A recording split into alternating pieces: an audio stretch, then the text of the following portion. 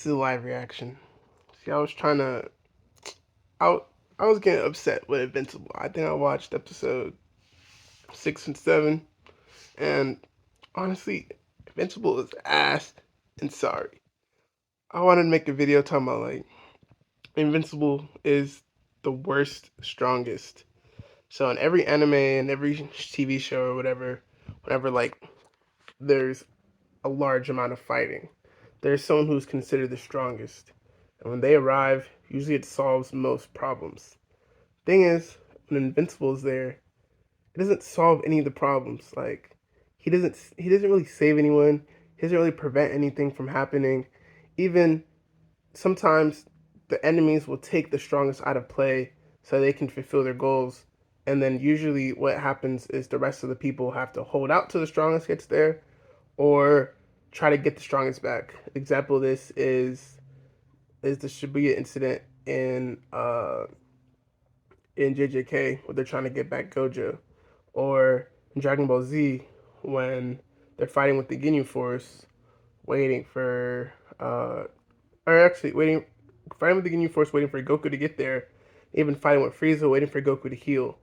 So again, these are two examples of the strongest being out of play. Now, I feel like Invincible is the only one of the strongest that will take himself out of play. Like I just finished episode 7, and a part of it, he chose not to do anything because he was waiting on Eve to get better. Like, bro, like you have a job, you have a duty. Literally, you're complaining about all these things being your fault. Yet there's this dude right here, or multiple dudes right here that look just like you, that are literally destroying the world. Yet you feel you don't need to intervene. That's nonsense, bro. Like, on top of that, he keeps holding back. Like, you gotta stop doing that. When it's time to really just knock niggas shit loose, bro, you gotta do it. Pause. Cause Cause they're out here running amok, causing havoc, killing people, hurt your girl, and you still didn't slime at least one of them out. That's crazy to me. Like, and it's all preventable. As soon as they started crashing, you should have crashed back. Because if there's anyone you should feel, I know this might sound bad, but if there's anyone you should be okay with offing, it should at least be yourself. Am I wrong? Like, am I wrong? If there's anyone you should be okay with offing, at least it should be yourself. So yes, it's some alternate dimension version, but at least it should be yourself, if no one else, right?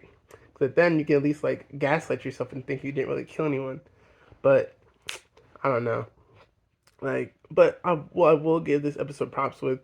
I think a good show, what a good show will always do, is when you're getting upset with the main character, he actually follows through on something. So now Conk has just pulled up, and they're about to start stepping into it. So I rock with that, and I hope in this next episode he doesn't start getting whooped by Conquest, and he actually like pulls through and shows the results of his training. Because so far in season 3, all that training, bro, it looks like bro's been getting his ass whooped even more.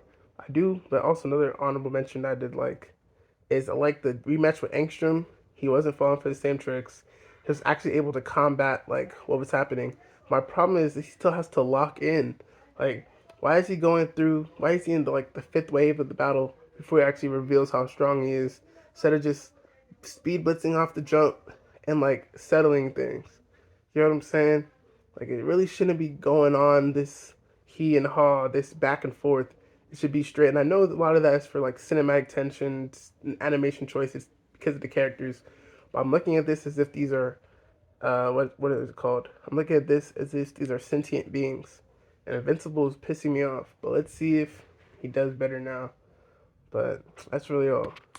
So I watched episode 8 and gotta admit, was not disappointed. And this is what I like to see, when you're frustrated with a character and the authors, the writers, they come through and they deliver. So you start off, you're feeling like, damn, they're not doing their thing, they're not pulling their weight, they're not doing what they have to. As soon as you start complaining, like as soon as it really starts getting to you and you start voicing it, then all of a sudden you see a shift in their action, their demeanor, their attitude. Now they're saying this, but we really got to see what that next season or that next episode actually looks like. See if Invincible actually follows through on his promise, talking about, if anyone ever endangers my family again, I won't hesitate to kill them. That's what we needed season 1, bro. That's what we needed season 1. So we'll see how it goes, but lots of things set up for this, season 4.